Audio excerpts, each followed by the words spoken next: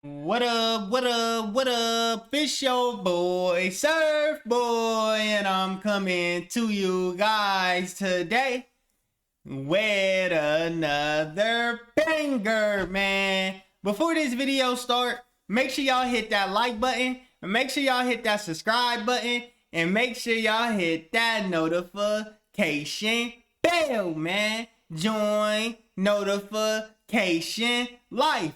And in this video, man, I got a special video for you guys, man. We will be reacting to Geography Now Serbia, man. It's a 27-minute video, man, so it's a pretty long video. You're probably going to be watching this video for a clean 30 minutes. But, man, watch it all the way through with me, man. This is my first time learning about Serbia. I heard it was a great country. Let's get straight to it, y'all. Be sure to hit that like button. Be sure to hit that subscribe button. And be sure to hit that notification bell, man. Let's get straight to the video. Alright, out of all my subscribers, I think the ones that have been the most patient have been the Serbians. Ever since I made the Albania episode and had the pleasant experience of realizing the ramifications of making any kind of content pertaining to the Balkan sub-region, Serbians have been emailing me for years wanting to help with the Serbia episode. And I get it. Serbia has quite a polarized reputation in Europe. It's kind of like, hey, show him some respect. Do you remember what happened in the 90s? Yeah, I do. He was very cordial and polite. He was not cordial to me! I like yogurt. Oh, hush, Albania. Serbia's cool, plus Hoxha was like 10 times worse than anything the Serbs did to you. You helped Hoxha at one time! Yeah, but then you ditched us for China, and that didn't even last, and you were left isolated. I mean, he did kind of kill our Archduke starting World War I, but, you know, teaming up with the Austrians was kind of weird to begin with anyway, so... Actually, that was a Bosnian Serb from our side, but... In the comment section, tell me if you think World War III is going to happen anytime soon. basically the same thing. Huh? Serb Metallica, right. Oh yeah, great band. Yeah, quite a reputation.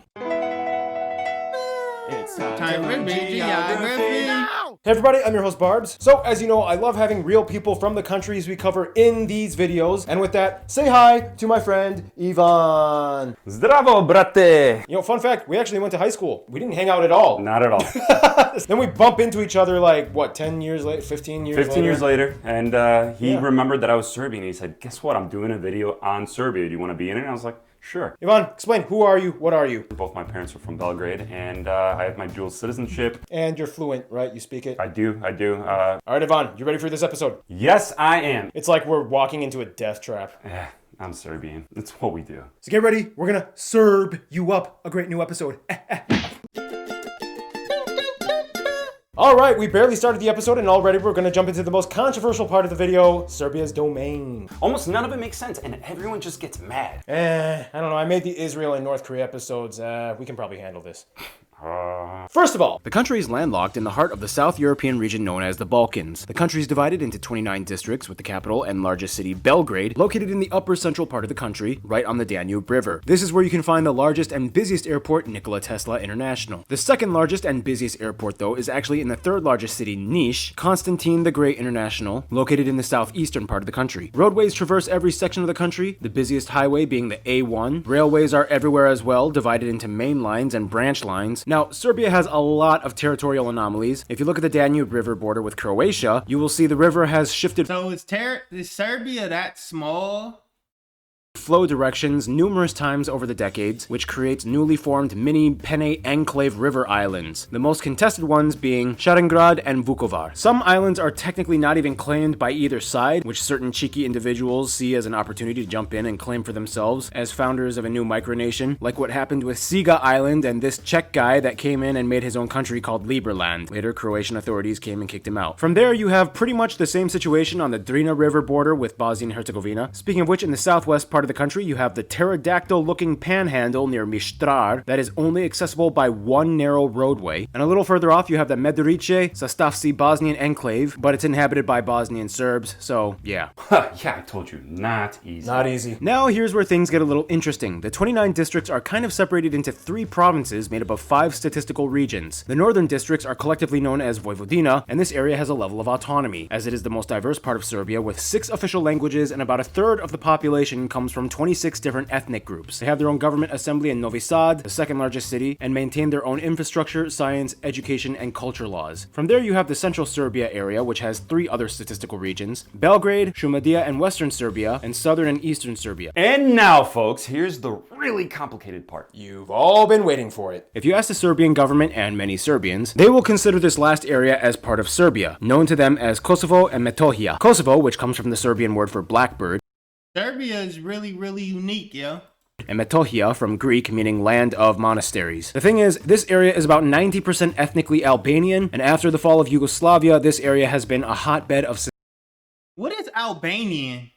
secessionist movement and controversy, and Serbian law on paper treats Kosovo as another part of Serbia. After the Kosovo War in 1999, the UN Security Council established Resolution 1244, which temporarily put Kosovo under interim administration under the UN, but technically placed Kosovo's status as a meaningful, autonomous, and self-administering region of Serbia's claim until all parties could agree on a resolution to move forward. The problem is, decades later, there have been no resolutions made. Legislatively, Serbia has almost no rule or influence on the area, and in 2008 Kosovo declared independence, but the Serbian government did not recognize it. It was even taken to the International Court of Justice, which ruled the declaration as not violating international law. Today there is still a divided response from the international community. The recognition numbers tend to fluctuate over the years, some joining, some withdrawing, but as of 2020 there are officially 97 countries that recognize Kosovo as a sovereign state, about half of the UN countries. However, to be admitted into the UN, you need a 2/3 majority vote, and if any of the main 5 nations veto, then the state in question cannot be approved. In this case, Russia and China have exercised their veto power. So yeah, that's that. Explaining how things got this way will take forever, but long story short, you have to go back to Yugoslavia. All the Slavic states of the Balkans, except for Bulgaria, were all a part of the former nation known as Yugoslavia. You've probably heard of it. Now, at the turn of the 20th century, Serbians and Albanians were about equal in population in the Kosovo-Metohian region. But during Tito years, it was like, well, we lost a ton of men from those wars, and the mineral and coal mines aren't going to extract themselves. We need a cheap labor force.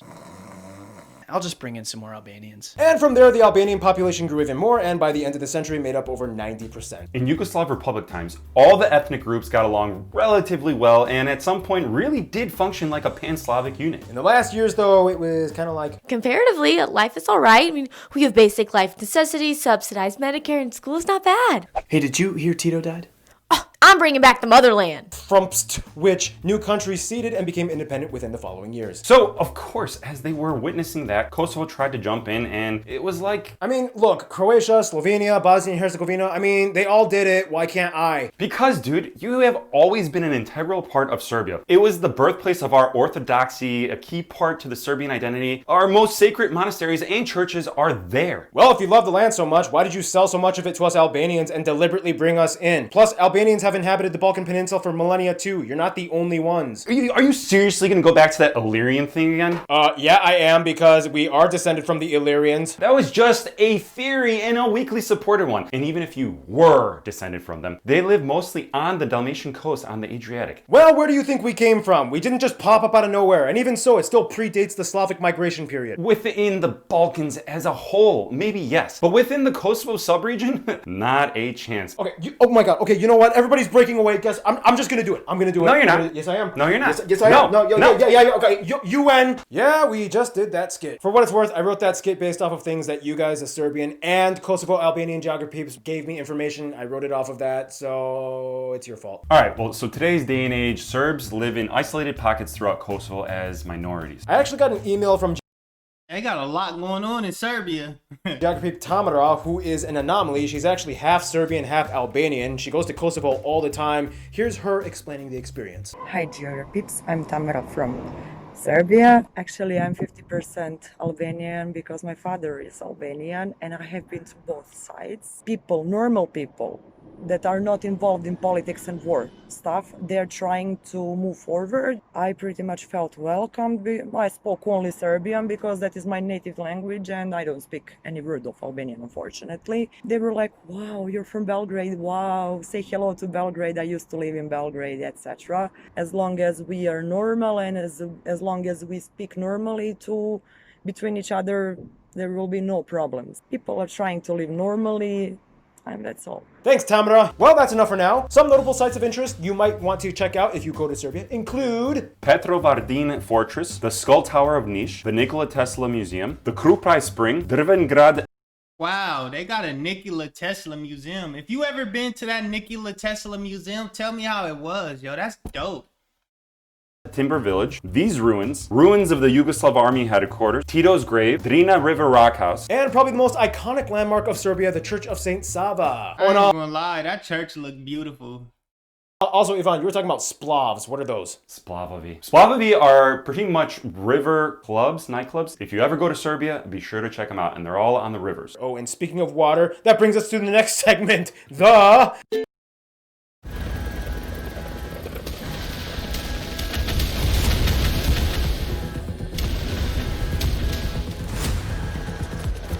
That looks sweet.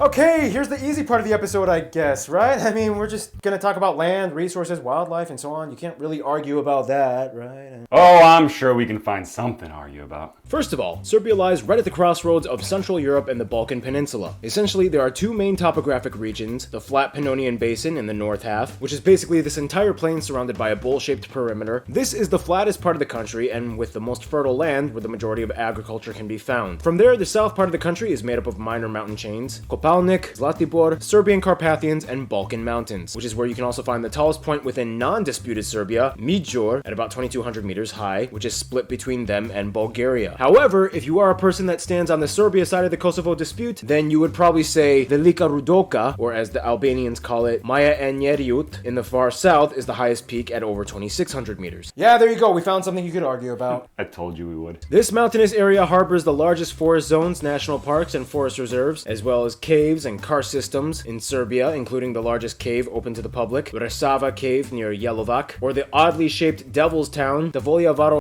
Wow. They got a humongous cave. Rock formation with weird capped spires created by volcanic activity a long time ago. The country has a ton of rivers, almost all of which drain into the mighty Danube, the longest river and the largest river that makes up part of the border with Croatia and Romania. The longest river fully within Serbia, though, would be the Morava, which flows northward from the southern highlands. Due to the configuration of the terrain, Serbia doesn't have many large natural lakes, the largest being Vlasina in the south, which is technically a semi-man-made reservoir, only about 10 kilometers long. The largest man-made lake, though, would be the Iron Gates, which is essentially a reservoir created by the Iron Gate dams that serve power to both Serbia and Romania. The country is subject to occasional seismic activity, mostly in the south, with mild earthquakes usually reaching no higher than 6 on the Richter scale. That's about it for the natural side of things, and there's so much more that goes on into it. Yeah, and with that, it's time for our triple shot of espresso break from this Geography Now mug, more of which you can get at geographynow.com. Serbians do love coffee. Yeah. See, he knows me already so well. Noah, take it away. All right, Yo. let's get to it, shall we? That was sweet. As far as natural landscape, Serbia has lots of intriguing hidden gems, such as the Ubac Gorge and river that twists into sharp hairpin turns. The Tisa River has that cool phenomenon in which mayflower insects come to mate for one day and die. For what it's worth though, Serbia is an agricultural powerhouse. The abundance of rivers and fresh water make over 2/3 of the country arable, and about 1/6 of the population is involved in farming. They are today the third largest producers of raspberries in the world after Russia and Mexico, and the third largest plum producer after China and Romania. Today, their economy is more heavily centered around energy, machinery mining, and industry, mostly in the automotive parts sector, which alone makes up about 1/5 of all export earnings. The country has notable reserves of oil, gas, and the 5th largest known deposits of coal. Tourism has been relatively more difficult for them compared to other European countries. But with cheap prices and countless places to check out, Serbia has been voted the #1 emerging travel destination in Europe. Some hotspots are the remote nature reserves and outdoors. And with that, here's our animal correspondent, Gary Harlow. We're doing this or what? Yeah. Oh, that would have been sick. Gary Harlow here! In Serbia, for one, Serbia has 5 national parks, 10 nature parks, and 72 natural reserves. The mountainous regions are... They have a lot of different nature spots in Serbia. definitely a nature land. Home to many of the 90 plus species of mammals like voles, otters, badgers, grey wolves, Eurasian lynx, and brown bears. 380 species of birds can be found here as well. Species like storm pestrels, egrets, storks, osprey, griffin, vultures, and the national animal, They got all of the birds. European eagle. Fun fact, the country has over 30 species of bats alone. Many say have played a role in creating the legends of vampires, which also Orlando Bloom here, which also originated here in Serbia as well. Well, that's all for me. Thanks, Caleb. I mean, Gary, whatever. Moving on. All right, time to end this segment as we always do. Food. Serbia follows the Balkan style of cuisine, so a lot of the food we are about to mention can be found in other countries around Serbia, but with their own versions or twists on them. Some of the dishes you guys suggested we mention include things like, this is where we gotta get out the pronunciations, but alas, You do not have to read anything that's in parentheses. pechenye, wedding cabbage stew, ivar, white bean soup, gibanica, Serbian-style pork rinds, barbecue meat stew. There's a lot of Turkish-influenced foods that came in from Ottoman times like sarma or Austro-Hungarian-influenced dishes like krofen, two of which are actually probably considered the national dishes. Chavapi and Kara-Dorjava schnitzels. And don't forget the most important thing, a shot of rakia, something probable to unite all South Slavs, and they all love it. And speaking of the Slavic culture, that brings us to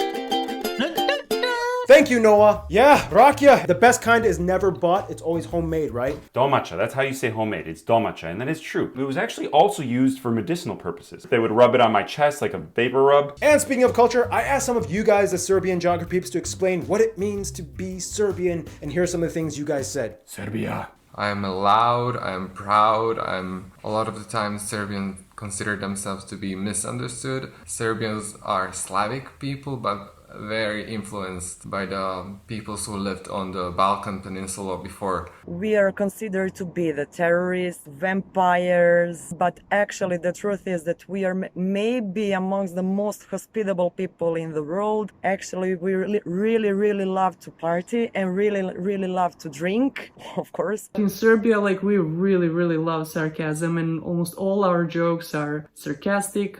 Basically, one of the most important traits of Serbian people, and it's called inat. So there is no quite good translation for this word, like a trait that makes you do or not do something just in order to prove something, in despite of something. About inat. Inat is something deep inside our blood. For example, you cannot climb that tree. You ain't gonna tell me what to do. I will climb that tree right away. And just watch me. Serbians are great people, and I say this directly to the Serbian people. I wish that the Serbian people are more united with each other. Vreme je došlo da se držimo zajedno, prijatelji moji. Idemo ka pobedi. Veliki pozdrav. Thanks, guys. In any case, here's the demographic breakdown. The country has about 7.1 million people, not including the disputed area of Kosovo, which has about 1.8 million, and has one of the highest aging populations with an average age of 43 years old, and about 1/5 of all households consist of only one person. The country That's crazy. country is made up primarily of ethnic Serbs at about 83%. From there, not including the Kosovo population, the second largest group would be Hungarians at about 3.5%, the Romani at 2%, and the rest are an influx of various other people groups like the Slovaks, Czechs, Croatians, Ruthenians, Romanians, most of whom live in the North Vojvodina province. In Serbia, they use the Serbian dinar as their currency. This is what they look like. Cool, money, we like making it rain. Whoa. Anyways, they use the type C and F plug outlets, and they drive on the right side of the road. Now, of course, the official language of Serbia is Serbian. Serbia! Which, if you didn't know, is basically the same language as Croatian and Bosnian and Montenegrin, but they all swear they're all different languages. We already explained this in the Bosnia-Herzegovina episode. Another huge part of the Serbian identity would be the Orthodox Church. Everyone respects it. The majority of Serbians identify as Orthodox. Even if they're not particularly religious and they carry the crosses, it's just something they cling to for their roots. Every family has their own saint, and they celebrate Saints' Day, or Slava. Huge deal. Also, what was that thing you did before? What is this thing? It's the Serbian three-finger salute. Very big in Serbia.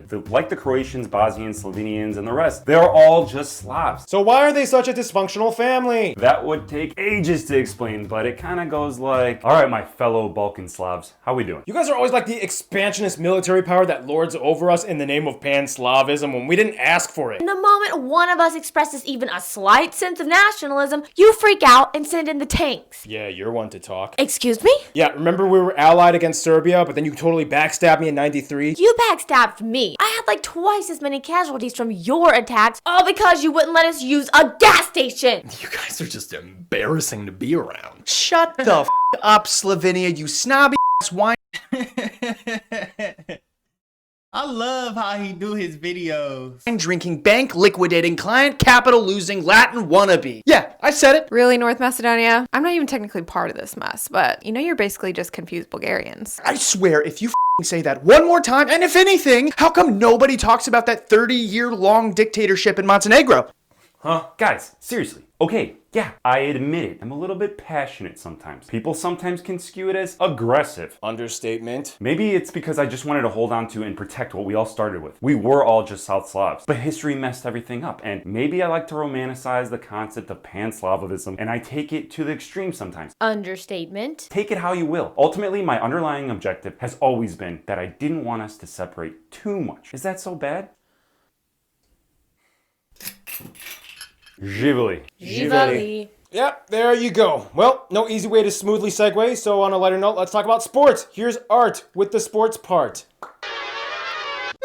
What's up, guys? It's Art. I'm up in Washington State. This is where I'm from. Came up here to see my family. I'll be back soon, so let's get into it. What's up, guys? We are back in my mom's garden, and there's like lots of construction and dogs and like everything going on. That's so a I'm lot. Beautiful garden. For the background noise, it annoys me too. So, in Serbia, athletes are some of the biggest investments of the country, and many have risen to international stardom. For one, the most popular sport is actually basketball, That's and where Jokic water polo from. would probably come in second. They are tied with the U.S. with the most world basketball championships with 5 wins each, and their men's water polo team is normally ranked first or second in the world, tied with Hungary. Volleyball is huge too. Their men's team are Olympic gold medalists, and women's teams are 2018 world champions and 3-time European champions. And finally, tennis has seen some immense growth in popularity with the recent success of players like first-ranked women's champ Jelena Jankovic with 15 WTA single titles. And of course, the big guy everybody's heard of, world's #1 men's single player, 17 Grand Slam champion, Novak Djokovic. Guys, I'm not Serbian, alright? Just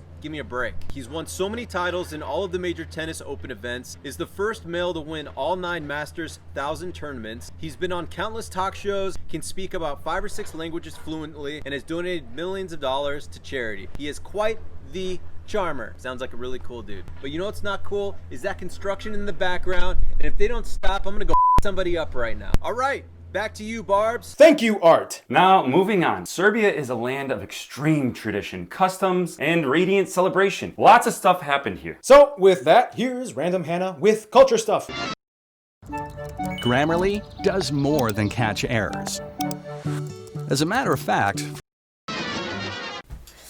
Mwah. See you later. To this day, beautiful Byzantine-era Orthodox frescoes are some of the most prized artworks and relics of their past. Serbian weddings usually last days, followed by a ton of traditions, such as shooting the apple, drinking from the buklja, smashing plates and glasses. Often, the best man and maid of honor take on godparent roles for future children. In many celebrations, of course, you might find the traditional clothing worn amongst men and women. Regions have different styles, but generally, you'll see the women's yelek vest on shirts with pleated wool skirts and embroidered aprons. For men, you'll see long shirts, wide pants, a gunya vest, topped off with the shajkacha cap. Like many of their Balkan cousins, Serbia is riddled with folklore, superstitions, and rituals. For example, Serbian moms will often chastise anyone in the house that leaves 2 windows open, creating the promaya, or cold draft. That is a powerful breeze. It is considered bad. That's weird. Bad luck to put any bag on the floor, especially a purse. Don't sit on the corner of a table, otherwise it is said you will not get married. The Orthodox faith often uses the Julian calendar, meaning that for them, Christmas lies on January 7th. Loud church bells, firing guns in the air, eating off the Christmas bread. They even burn their Christmas trees, or more like Christmas oak branches, and the better they burn, the more luck you will have. We do that now in Bama. Oh, you do? Yeah, we burn our Christmas trees. Put it in the your outside fire pit. We don't think it gives you good luck. It's just fun. Serbian Christmas is quite a spectacle of sights and sounds. And speaking of sound, now we go to Keith's terrible music segment. Remember, buy this face at geographynow.com. He's so cool, man. I'll let people see my beautiful green eyes. Much of the traditional Serbian music is rooted in Orthodox acoustic choir vocals. Some of the traditional instruments include things like these things, and probably the most well-known traditional instrument, the gusle. Usually these songs are accompanied by the various types of Serbian traditional dance, the most commonly known one being the kolo, based on a simple 1-2 rhythm, but some other variants have more complex 7-8 rhythms. To basically explain it to you in a very simple way, I drew this really crappy drawing of what it would look like on sheet music. You could count it as 1 2 1 2 1 2 3, because 1 2 3 4 5 6 7. You got 2 and 2 and 3, and that makes 7, right? Simple math. Excuse me, it's all that damn yogurt. Alright, in contemporary music, this dude is considered the founder of modern Serbian music. Since then, there has been a really interesting evolution that mixes traditional music with modern music. In fact, you can find it played at the Guča Trumpet Music Festival, the second largest music festival in all of Serbia. The other being the Modern Exit Festival. In fact, Serbia even won the Eurovision Song Contest in 2007. Serbians also are pioneers of ex-Yugoslavic rock bands and in the comic section, tell me if Serbian music is good.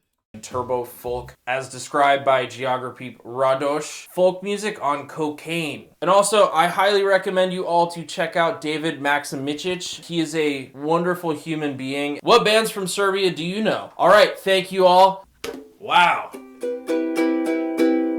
Thank you, Keith. And with that, here's the briefly condensed history segment. All those Greek, Macedonian, Roman, and Byzantine Empire things that predated the Slavs. The Great Slavic Migration in the 7th century. This dude is the first Serbian ruler. Christianity comes in. East-West schism. Serbs choose Orthodox. Lots of new kings, random battles. Ottomans invade. Centuries of small domestic conflicts. Russo-Turkish War. Serbian kingdom reestablished. Balkan Wars. World War I, Austria-Hungary pissed. World War II, Germany goes ham on them. Yugoslavia established. Decades of Yugoslav awkwardness, but it kind of worked sometimes. Dissolution of Yugoslavia. Kosovo War. Montenegro secedes. Country works on trying to stay afloat during underlying controversies by making an image of being the party capital of Europe. And here we are today. Some of the top notable people from Serbia or of Serbian descent that you guys suggested we mentioned in this episode include too many former kings and royal family members, a bunch of other historical figures like these, scientists and academics like these, and most of all, Nikola Tesla. Nikola Tesla is Serbian. He is Croatian.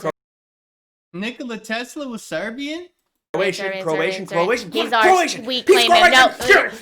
So many actors and artists like these. One of the most notable ones being Karl Malden. And also there's that lady who survived like the highest fall from an airplane and survived. Fun fact, did you know James Bond was based on a Serbian guy? Anybody else we're missing?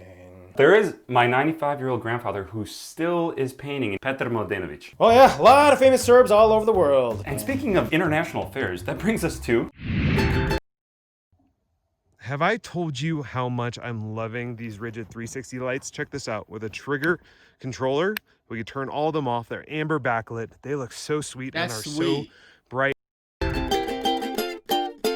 Now, it's been said that during Cold War times, Tito was the only man on Earth that successfully danced between both sides of the Cold War. Today, outside of Europe, the USA, Canada, Argentina, and Australia have the largest populations of Serbs in diaspora. Many moved during Yugoslav breakup times, the largest community living in Chicago, Illinois, USA, which is interesting considering that the US was heavily involved in the NATO intervention of the Kosovo War. Nonetheless, the countries try their best to remain cordial. Now, of course, this means that Russia and China have been close as both stand on the Serbian side of the Kosovo conflict. China offers huge huge business and investment support, and Russia, as a fellow Orthodox and Slavic country, has always had a soft spot for the Serbs. They helped refugees during the Ottoman time and even gave them land in imperial territory of what is now Ukraine, called New Serbia and Slavo-Serbia. In Africa, South Africa is probably the closest friend, as many South African resistance fighters trained in Serbia during the apartheid years, and today about 20,000 Serbs live in South Africa, mostly in Johannesburg. Nelson Mandela was even made an honorary citizen of Belgrade. Closer to home though, because of historical controversy, Croatia and Bosnia are on paper enemies. But in reality today, when people from these countries meet, it's like everything drops and they're just Balkan Slavs. The only difference is the religious background and maybe a few minor cultural differences, but otherwise they get each other. When it comes to their best friends, however, most Serbians have told us two countries, Montenegro and Greece. For Montenegro, it is often said the two are two eyes in the same head. They share lots of history, they saved each other many times in wars, lots of people intermarry and have property or businesses in both countries. And even though Montenegro is pushing a separation from Serbian identity movement, they can't deny the closeness they share. For Greece, not only do they share the Orthodox thing, but they've always kind of helped each other in history, whether it was against the Ottomans or Greece being the only NATO country to refuse cooperation in the Kosovo dispute, standing with Serbia. Today, most Serbs go to Greece all the time for vacations, where they are welcomed with open arms. They share the same laid-back, dark humor,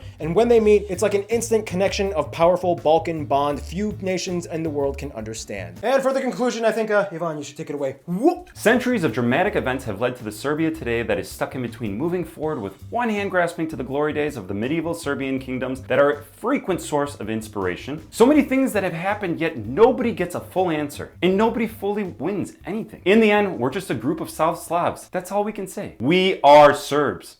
Živeli. Živeli. Stay tuned. Seychelles is coming up next. Not X. That's why. It's your boy Surf, man. Be sure to hit that like button. Be sure to hit that subscribe button. And be sure to hit that notification bell, man. Join notification life, man. And let's get straight to it, y'all. Thank you for watching. Thank you for watching. Thank you for watching. I appreciate you guys, man. Like up, subscribe up, hit that noti, and let's get turned up. Let's get burned up.